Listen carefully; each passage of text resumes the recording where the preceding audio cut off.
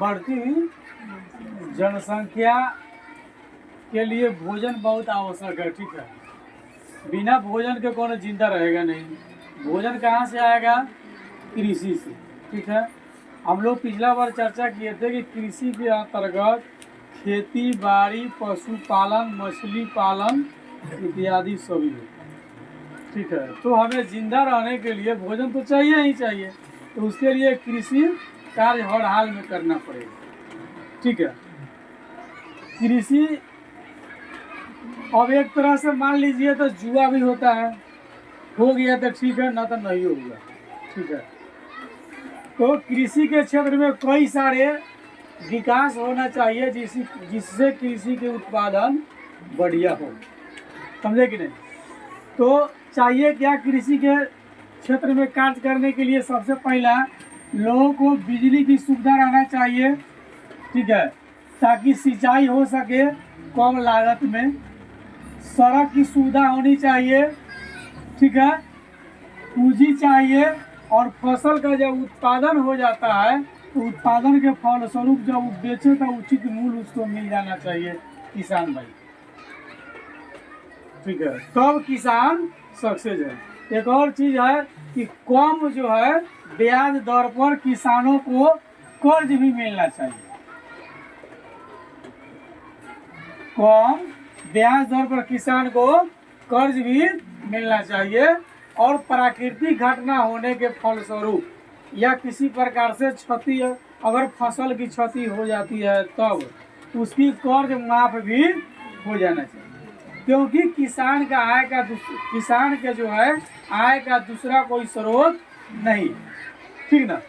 तो कृषि के क्षेत्र में मौलिक संरचना क्या है कि बिजली, सिंचाई, सड़क, पूंजी और फसल तैयार होने पर उचित मूल्य मिलना चाहिए। ठीक है, और किसान के पास यदि पूंजी नहीं है तो कम लागत पर, कम ब्याज दर पर उसको कर्ज भी मिलना चाहिए। ये सभी जिम्मेदारी किसकी है? सरकार की। ठीक है, और भारत में जो है विविधता के अनुसार क्षेत्रीय फसल की बढ़ावा भी होना चाहिए। ठीक है, सभी क्षेत्र में सभी प्रकार के फसल नहीं होते हैं। जैसे कहीं धान नहीं होगा तो कहीं गेहूं नहीं होगा। जहाँ बालू वाला जमीन होगा वहाँ धान नहीं होगा, तो वहाँ गेहूं अच्छा हो जाएगा। ठीक है, तो धान के उत्पादन के लिए जो है आर्द्रता मौसम चाहिए। तो कुछ क्षेत्र होगा जहाँ धान हो सकता है, जैसे अब बंगाल में 3 गो धान के फसल हो जाता है। हम लोग बिहार में है, हमारे यहाँ धान, गेहूँ, मक्का सभी फसल हो जाते हैं। हमारे यहाँ इस क्षेत्र में जहाँ हम लोग रहते हैं, यहाँ ज्वार, बाजरा, रागी इत्यादि की खेती नहीं की जाती है, अन्य क्षेत्र में की जाती है। ठीक है, तो कहता है कि विविधता के अनुसार, तो विविधता तो है ही, तो इसके अनुसार जो है क्षेत्रीय फसल की बढ़ावा होना चाहिए। क्षेत्रीय फसल कहने का मतलब जहाँ धान हो रहा है वहाँ धान की बढ़ावा हो, जहाँ गेहूँ हो रहा है वहाँ गेहूँ की हो, जहाँ ज्वार हो रहा है वहाँ ज्वार की, जहाँ रागी हो रहा है वहाँ रागी की, जहाँ बाजरा हो रहा है वहाँ बाजरा की, जहाँ दलहन हो रही है दलहन की प्रधानता होनी चाहिए, जहाँ तेलहन हो रहा है वहाँ तेलहन की प्रधानता होना चाहिए। ठीक है, तो विविधता के अनुसार क्षेत्रीय फसल की बढ़ावा मिलना चाहिए। अगर ऐसा होता है तो वृद्धि की संभावना ज़्यादा है। ठीक है, क्योंकि भारत में सभी स्थान पर न एक जैसा मौसम है, न एक जैसा मिट्टी है। ठीक है, इसलिए अगर सब चीज़ विविधता है तो फसल का उत्पादन भी विविध प्रकार का ही होगा।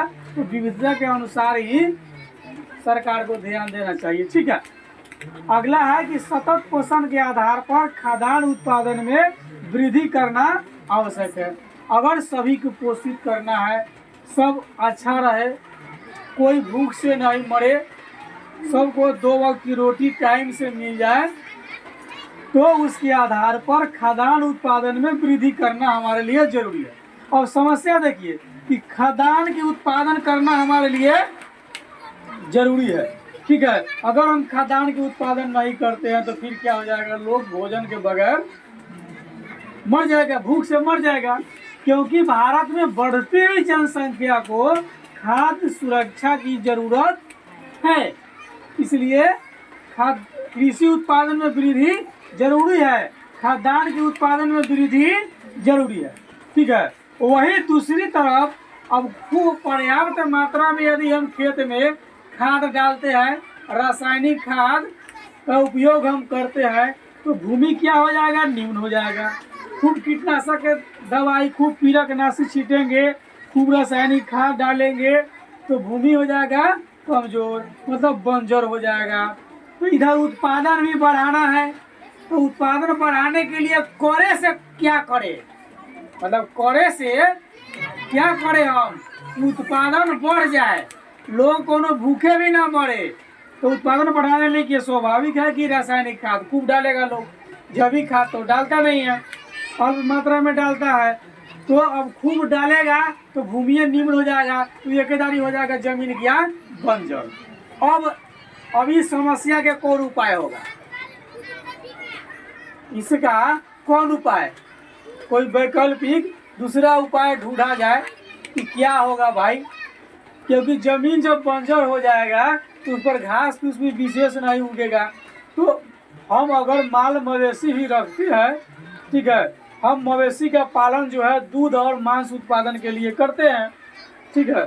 तो अब मवेशी क्या खाएगा, चारा उगवे नहीं करेगा, घास होइबे नहीं करेगा, सुदान होइबे नहीं करेगा, तो फिर कैसे होगा, हमारे लिए बड़ी समस्या खड़ा है, ठीक है। तो बढ़ती हुई जनसंख्या को ध्यान में रख करके जो है खाद्य सुरक्षा जरूरी है, खाद की उत्पादन भी जरूरी है, उत्पादन में कमे ना वृद्धि होना चाहिए। इस साल अगर 1 कुंटल, अगला साल 1 कुंटल 20 किलो, उसकी अगला साल 1 कुंटल 40 किलो, उसकी अगला साल 1 कुंटल 60 किलो, 70 किलो, 2 कुंटल होना चाहिए। और बढ़ती हुई जनसंख्या से जमीन का क्षेत्र भी घट रहा है, मांगे बढ़ती जा रही है, उत्पादन घटती जा रही है, मांगे बढ़ती जा रही है और उत्पादन घटती जा रही है, ठीक है। वर्तमान में अभी क्या है, यानी कि वर्तमान मतलब अभी फल, सब्जी, तिलहन व औद्योगिक आदि की खेती में लगी हुई भूमि में वृद्धि हो रही है। मतलब अभी लोग उत्पादन किस चीज का ज्यादा कर रहा है, किस चीज का खेती ज्यादा हो रहा है, फल का। किसका खेती, फल का ज्यादा हो रहा है, सब्जी का ज्यादा हो रहा है, तिलहन का ज्यादा हो रहा है। अब बचल खुचल ऐसा फसल का उत्पादन किया जा रहा है जो औद्योगिक क्षेत्र के उपयोग में आता है, जिसको हम बेच सकते। जैसे मान लीजिए गन्ना है, औद्योगिक क्षेत्र में जाता है। उसके बाद रेशेदार फसल है, कई प्रकार के कपास, जूट, पटसन इत्यादि, ठीक है, ये सब औद्योगिक हो गया। तो लोग का झुकाव कहाँ चला गया, सब्जी, तिलहन, औद्योगिक, यानी वैसा फसल का उत्पादन कीजिए जिससे आय बढ़िया हो, जिससे इनकम अच्छा हो, अच्छा इनकम वाला। लोग धान गेहूं उपजाना भूल जाएगा, खाद्य पदार्थ जो खाद्य जो है, जो अनाज जो है खाने वाला, उसको उपजाना बंद कर रहा, मतलब कम हो गया, घट रहा। तो बंद किया तब तो घट गया, जबकि जरूरत हमारे लिए क्या है, सबसे पहले खाद्य पदार्थ। हम औद्योगिक पदार्थ ज्यादा बढ़ा देंगे तो समस्या हो जाएगा। सब्जी और तिलहन लोग इसलिए ज्यादा कर रहे हैं कि इसमें पैसा ज्यादा है। 2 कट्ठा सब्जी की खेती करने से कम 10 कट्ठा धान और गेहूं के बराबर हो जाएगा। तो लोग 2 कट्ठा काहे नहीं सब्जी की खेती करेगा, काहे धान की खेती करने जाएगा। तो सब्जी की खेती भी बढ़ रही है, तिलहन की खेती भी बढ़ रही है, तेल महंगा है, औद्योगिक आदि की खेती जो है बढ़ रही है कि लोग को पैसा तत्काल मिल जा रहा है, ज़्यादा मुनाफा हो रहा है, ठीक है। एक ये समस्या। दूसरी ओर खाद्यान्न फसल व दलहन लगी भूमि धीरे धीरे क्या रहा है, घट रहा है, लोग उसका उत्पादन नहीं कर रहा है। तो खेतवा उतने है ना, उसमें से वो औद्योगिक फसल लगा दिया तो धान के फसल घट जाएगा, सब्जी लगा दिया तो धान के फसल घट जाएगा। मतलब अन्य खाद धान गेहूँ, जैसे अभी तेलहन लगा देगा तो गेहूं के फसल नहीं लगेगा, सब्जी रोप देगा तो गेहूं के फसल नहीं लगेगा, मक्का का फसल नहीं लगेगा, तो खाद्य फसल नहीं लगा भाई। औद्योगिक फसल जो लगाया होगा गन्ना का, न वो धाने रोपा होगा, अब जो है वो कटाएगा तो ले गेहूं का फसल खत्म हो गया रहेगा, वो भी नहीं होगा। तो धीरे धीरे क्या हो रहा है कि खाद्यान्न फसल और दलहन लगी जो भूमि है वो घट रहा है, यानी लोग उसका उत्पादन नहीं कर रहा है। ठीक है, बढ़ती जनसंख्या के कारण जो है गैर कृषि कार्य के अंतर्गत भूमि का प्रतिशत बढ़ रहा है। गैर कृषि कार्य का मतलब है वैसन कार्य जो खेती बाड़ी न होता है, वैसन कार्य जिसमें खेती बाड़ी न होता, जैसे दुकान लगा के बैठ गए, किसी चीज का फैक्ट्री बना के बैठ गए, गैर कृषि कार्य हो गया ना।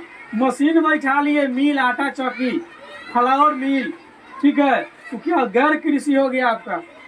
उत्पादन थोड़ी कर रहा है, वो तो रूप का बदलाव कर रहा है। इंडस्ट्री क्या करता है, रूप बदल देता है ना। हम कारपेंटर को बुला कर लाते हैं, लकड़ी तो प्राकृतिक चीज से न मिली हुई है। कारपेंटर आता है, उसका रूप बदल देता है। ये कुर्सी हो गया, ये टेबल हो गया, ये बेंच है, ये डेस्क है, ये चौकी है, अलमारी है ना, ये पलंग है, ये हई पलंग है, हाउ पलंग है, कौन कौन अलग अलग रूप सबको वो बना करके चला जाएगा। लेकिन उत्पादक थोड़ी है, उत्पादन वो नहीं ना है। जहाँ से उत्पादन होता है, पैदा होता है, वह उत्पादन है। जैसे किसान जो है फसल का उत्पादक है, फसल उत्पादन करता है, ठीक है। तो गैर कृषि का मतलब है वह सभी कार्य जो कृषि कार्य से अलग हो, ठीक है। जैसे कहीं फैक्ट्री उद्योग लगा दिए तो धीरे धीरे मतलब उसमें भी पैसा बहुत बढ़िया है, अच्छा पैसा लोग कमा लेता है, इसमें दो मत की बात नहीं है। लेकिन उत्पादन नहीं कर रहा है, ठीक है। तो फैक्ट्री या विभिन्न प्रकार के उद्योग जो लगाया जाता है वो कथी हो गया, आपके गैर कृषि कार्य हो गया, ठीक है। तो बढ़ती जनसंख्या के कारण गैर कृषि कार्य के अंतर्गत भूमि का प्रतिशत बढ़ रहा है, क्योंकि लोग को चाहिए रोजगार।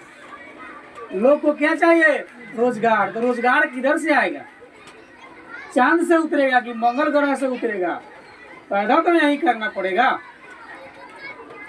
हरित क्रांति के अंतर्गत जो है, जब हरित क्रांति आई 1960 से 70 के दशक में, मूल रूप से 66-67 इसका माना जाता है, ठीक है। तो हरित क्रांति के अंतर्गत क्या हुआ, कीटनाशक का प्रयोग बढ़ा, यानी कीटनाशक का प्रयोग होने लगा, कीटनाशी का प्रयोग होने लगा, रासायनिक खाद का प्रयोग होने लगा, जिसके कारण जो है खूब फसल के उत्पादन में वृद्धि हुआ।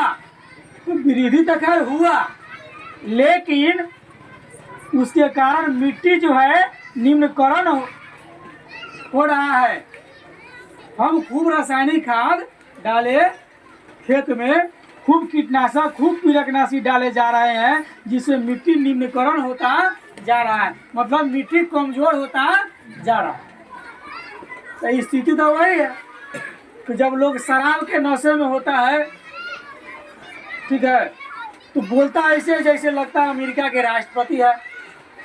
नहीं, जब नशा खत्म हो जाता है, नहीं तो प्राइमरी स्कूल के चपरासी से भी पावर उसका डाउन हो जाता है। कहाँ अमेरिका के राष्ट्रपति और कहाँ प्राइमरी स्कूल का चपरासी, अंतर खत्म हो जाता है। सेम स्थिति यहाँ किसानों के साथ है।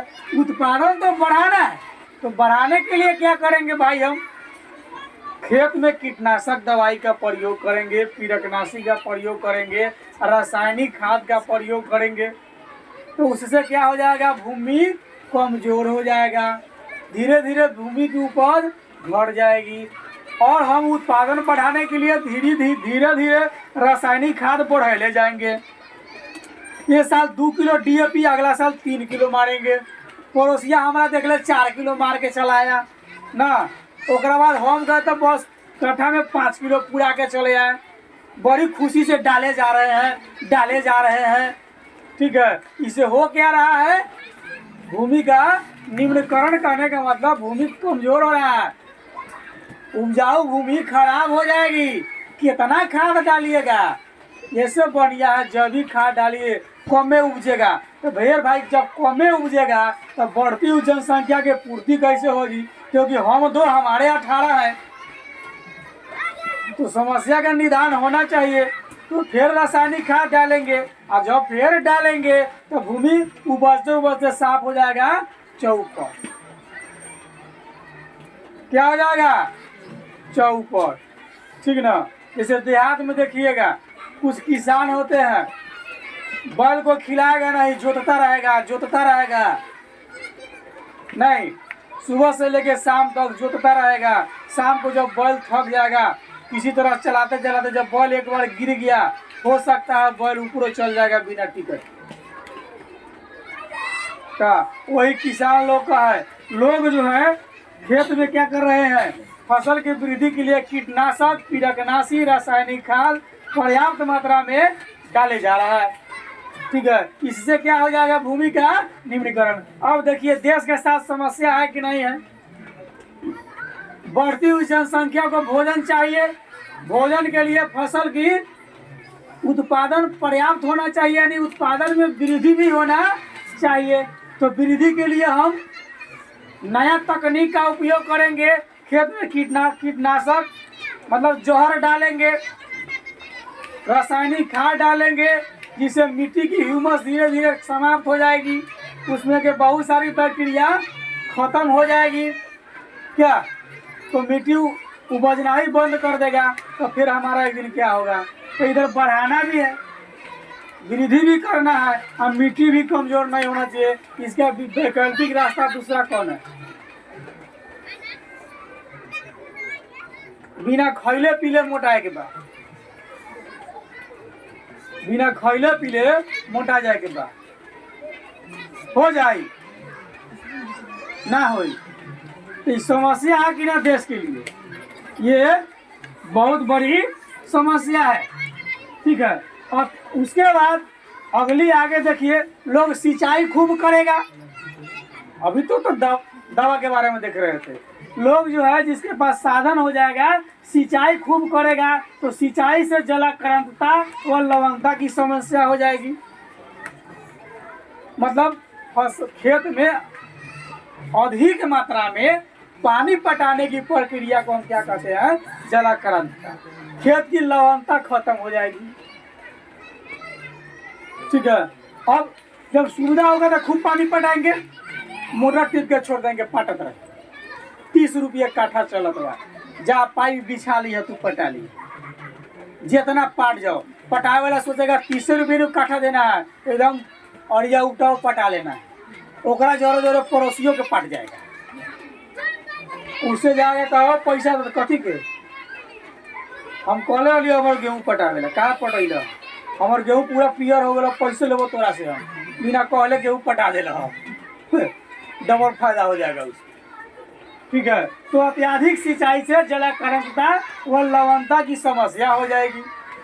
खेत में लवण रहबे नहीं करेगा तो फसल होइबे नहीं करेगा। होता कैसे? मुफ्त बिजली मिलने के कारण भूमिगत जल का उपयोग हम खूब करेंगे। जब फ्री में हमको बिजली मिलेगा तो हम क्या करेंगे? भूमिगत जल का उपयोग भी खूब करेंगे। काहेला? सिंचाई के लिए ना खूब उपयोग करेंगे। उससे क्या हो जाएगा? भौम जल स्तर में गिरावट हो जाएगी। जब शुष्क होगा, जब गर्मी के महीना होगा, तो क्या हो जाएगा?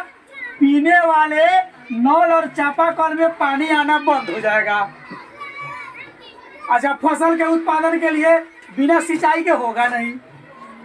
फ्री में मिल रहा है तो कहले मंगनी के मिले तो मरचाइयो आँख में लगाई। मंगनी में मिलेगा तो लोग मरचाइयों आँख में लगा लेगा। तो फ्री के मिलेगा तो खूब सिंचाई करेगा तो जलाक्रांतता, लवणता ठीक है, और खूब उपयोग किया तो भौम जल स्तर धीरे धीरे तक घट जाएगा। तो घट जाएगा तो जब गर्मी का महीना आएगा तो नल और कल में पानी नहीं रहेगा। क्या अब महिला सब बैठ करके वही बार से खूब गाड़ी देना शुरू कर देगा सरकार के। जौन सरकार रहेगा सत्ता में उसको गड़ी आएगा। अब नीतीश कुमार रहेगा तो नीतीश कुमार सुनेगा, तेजस्वी यादव रहेगा तो उतर कर बैठ के गाड़ी सुनता है बेचारा, उसका कोनो बातें नहीं है। जो सरकार रहेगा सत्ता में, लोग खूब गड़ी आएगा, हमारे पानी खत्म हो गए तो सरकार क्या करो? सरकारें कही बार जनसंख्या बढ़ाए जाओ।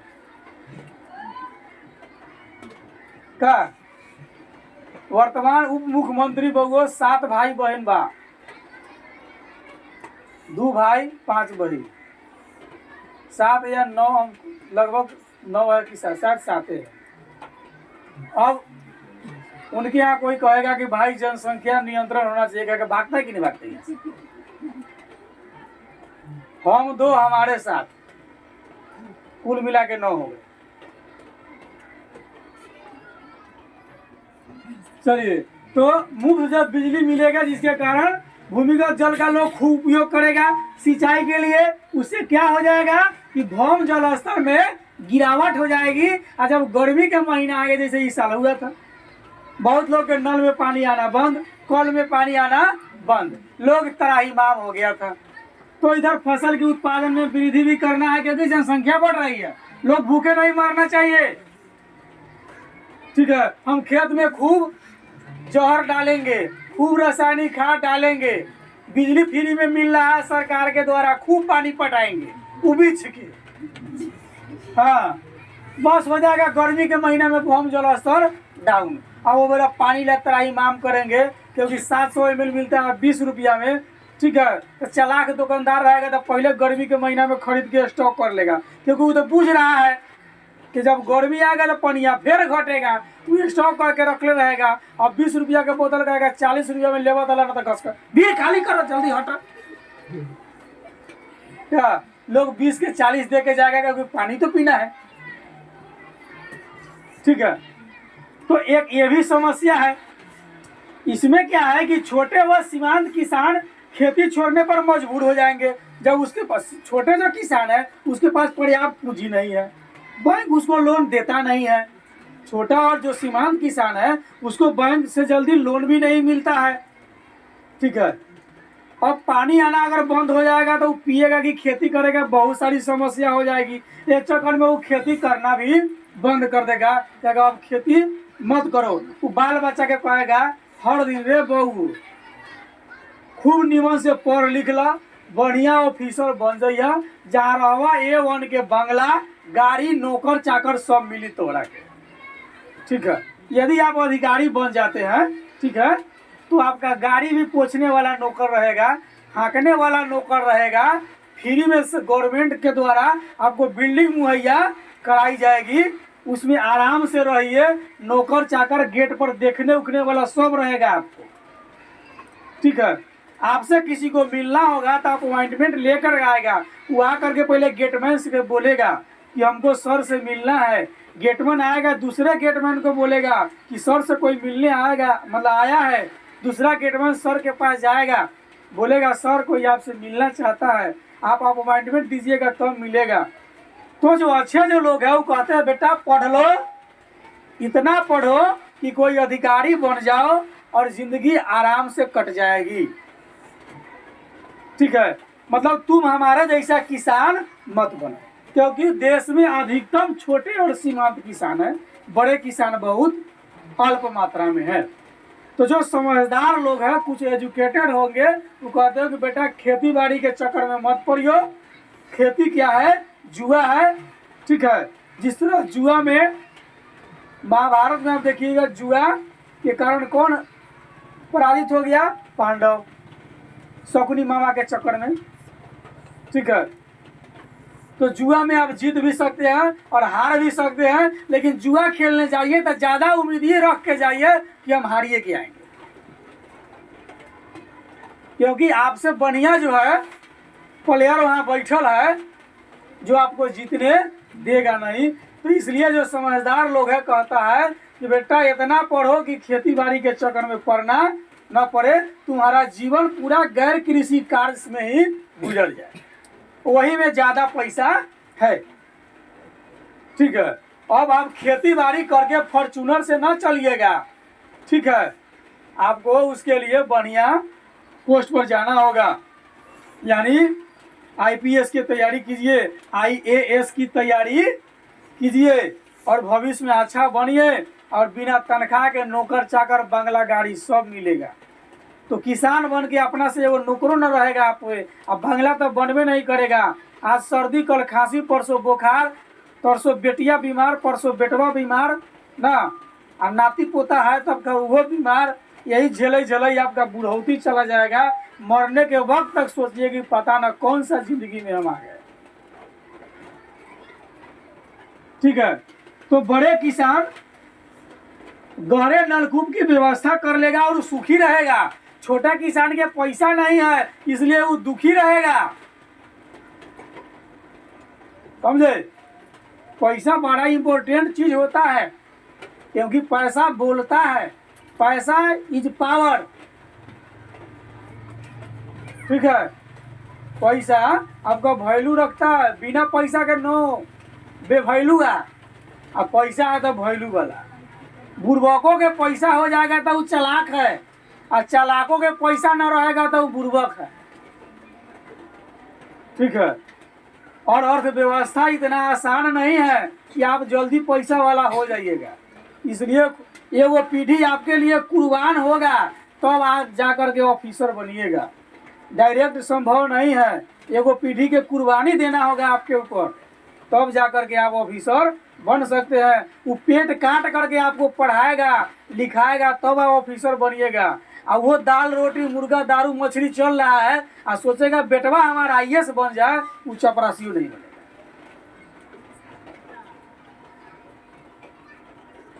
आगे देखिए किसान की स्थिति, भंडारण व बाजार की असुविधा। अब फसल हो गया तो सड़ने गलने का भी टेंशन है, तो दहाटू एरिया में है तो बाढ़ आएगा दहेले चल जाएगा। अनाज ले जाए जोरे जोरे तोहरों के ले चल जाए ना।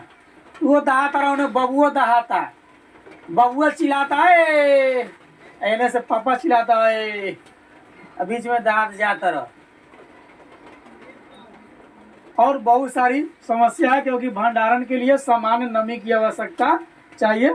ठीक है। बाजार की असुविधा है, तो बाजार का मतलब है जहां आवश्यकता अनुसार वस्तु खरीदी और बेची जा सकती हो। बाजार किसे कहते हैं? जहां आवश्यकता अनुसार वस्तु खरीदी व बेची जा सकती हो, उसे हम बाजार कहते हैं। ठीक है। तो भंडारण और बाजार की असुविधा है, इस पर भी सरकार को ध्यान देनी चाहिए। ठीक है। फसल उत्पादन के लिए पर्याप्त पूंजी का निवेश। जब हम फसल उत्पादन करेंगे तो खूब पूंजी लगाएंगे, निवेश करेंगे। दूसरी तरफ उचित मूल्य न मिलने पर भी हमको नुकसान होगा। कहूँ मौसम महाराज गड़बड़ा दिए तो ये नुकसान होगा नहीं। तो फसल उत्पादन कर लिए, उचित मूल्य नहीं मिला तो भी हम बर्बाद। क्या कहूँ गेहूं के कटनी के बढ़िया खूब बाढ़ आ गई, खूब वर्षा हो गई तो यो बर्बाद। तो मौसम साथ नहीं देगा तो यो हम बर्बाद हो जाएंगे। ठीक है। अब अगर किसान के पास भंडारण की सुविधा नहीं है तो मजबूरी में कम दाम पर अनाज बेचेगा वो। अब बीच के बिचौलिया बड़ा तेज होता है, जो बीच में खरीद बिक्री जो करता है वो बहुत चालाक होता है। 200 रुपया कम लेगा, ऊपर से चोरी करेगा। मतलब गांव देहात के बिजनेसमैन के मतलब चोरी में निपुण आदमी। ठीक है। कोई सामान खरीद के लाएगा और कहेगा देख लो हनुमानी छू के कही बढ़िया, तोरा से मात्र 10 रुपया नाफा ले बढ़िया। ठीक ना। लोग भगवानों के कसम खा जाता है। जी ठीक।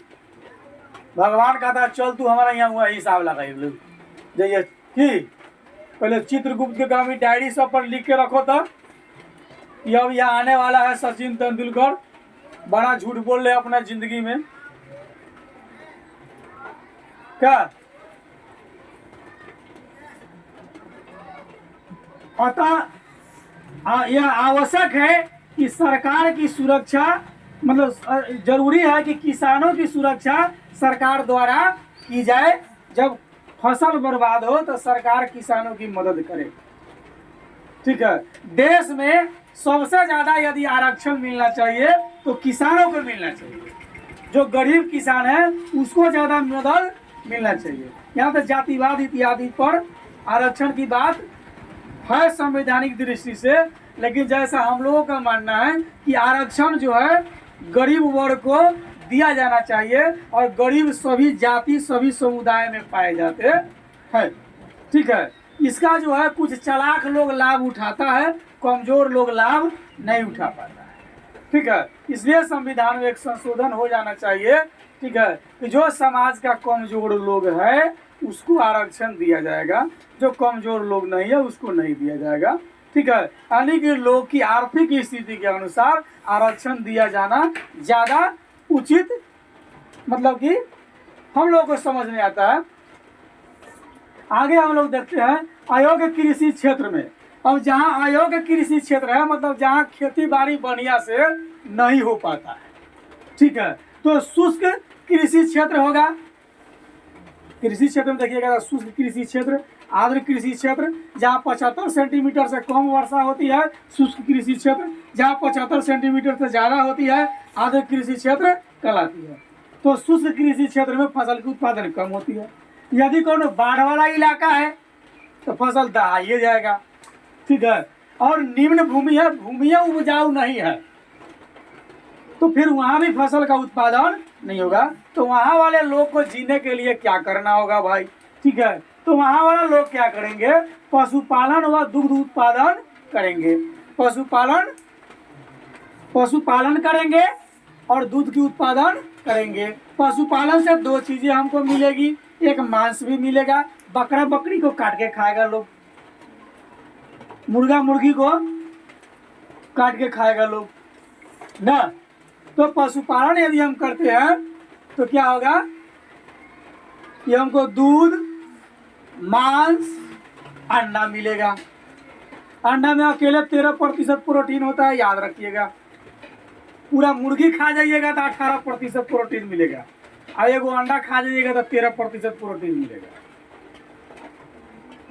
तो पूरा मुर्गी तो अकेले खा नहीं सकते, एगो अंडा खा सकते, ठीक है। तो पशुपालन और दूध उत्पादन से जो है वहाँ के किसान अपना जीवन जी सकते हैं, जहाँ फसल की उत्पादन बढ़िया नहीं होती है, जहाँ कृषि योग्य भूमि नहीं है, यानी कि कृषि के लिए अयोग्य भूमि जहाँ पर है, ठीक है। तो छोटे एवं सीमांत किसान के विकास में मददगार साबित होता है कौन, पशुपालन और दूध की उत्पादन, ठीक है। यही जो है वहाँ के लोगों को आमदनी बढ़ाने में मददगार होता है, जहाँ खेती बाड़ी बढ़िया नहीं होती, ठीक है। इसके मदद से अर्ध शहरी जो क्षेत्र के जो लोग हैं, ठीक है, आदिवासी जो लोग हैं, वह सूखाग्रस्त क्षेत्र के जो लोग हैं वे लोग अपने आमदनी में वृद्धि करते हैं। मतलब पशुपालन से, ठीक है, पशुपालन, दूध उत्पादन, मत्स्य पालन से कहाँ के लोग अपनी आमदनी में वृद्धि करता है, जहाँ कृषि का उत्पादन बढ़िया नहीं होता है, ठीक है। तो कहा कि पशुपालन, दूध उत्पादन या मछली उत्पादन से कहाँ के लोग अपना जो है जीवन यापन करते हैं, और शहरी, आदिवासी, सूखाग्रस्त के क्षेत्र के लोग जो है अपना आमदनी बढ़ाता है, ठीक है।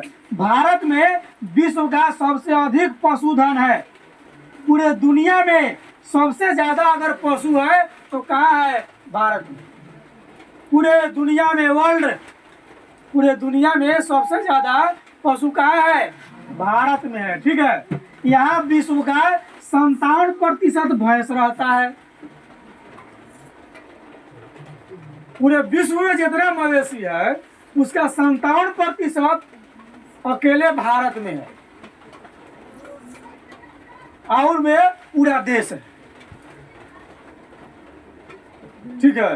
तो पूरे विश्व का 57% भारत में क्या है, भैंस। 14% क्या है, गाय रहती है। पूरे विश्व का 14% यहाँ गाय रहती है, ठीक है। यह आकलन जो है कि वर्ष 2003 के अनुसार बताया गया है।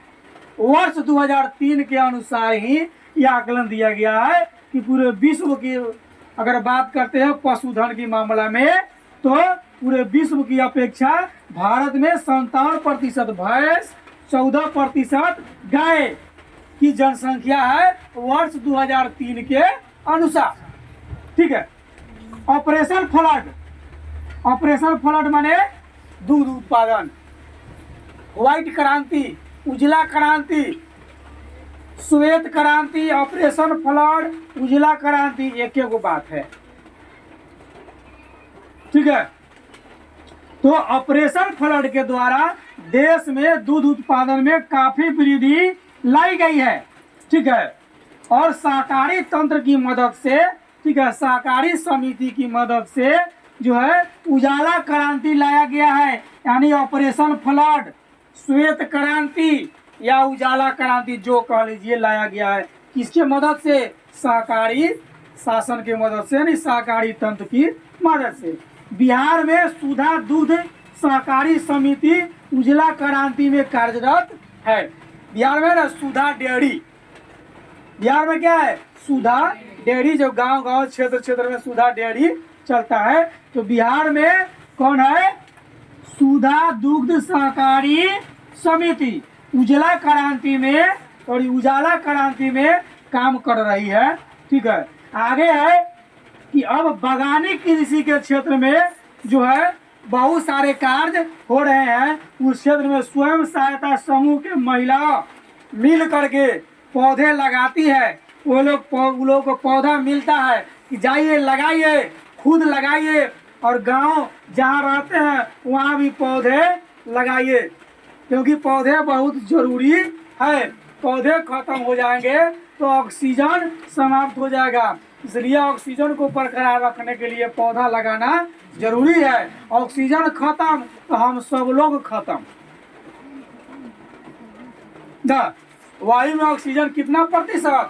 78.18%। कथी? ऑक्सीजन ना, नाइट्रोजन। कथी? नाइट्रोजन। ऑक्सीजन कितना? 20 कुछ प्रतिशत। उसके बाद अन्य गैस भी पाए जाते हैं। तो ऑक्सीजन लेवल बना करके रखिए।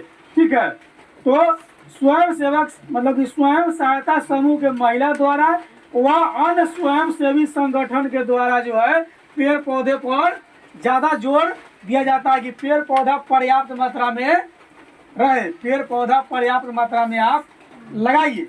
ठीक है, इससे क्या हुआ है धीरे धीरे कि सब्जी, फल, फूल, ठीक है, और औषधीय जड़ी बूटी आदि की कृषि पर काफी जोर पड़ा है और लोग इसका खेती करना शुरू कर भी दिया है। इससे लोगों को काफी लाभ हुआ भी है और हो भी रहा है।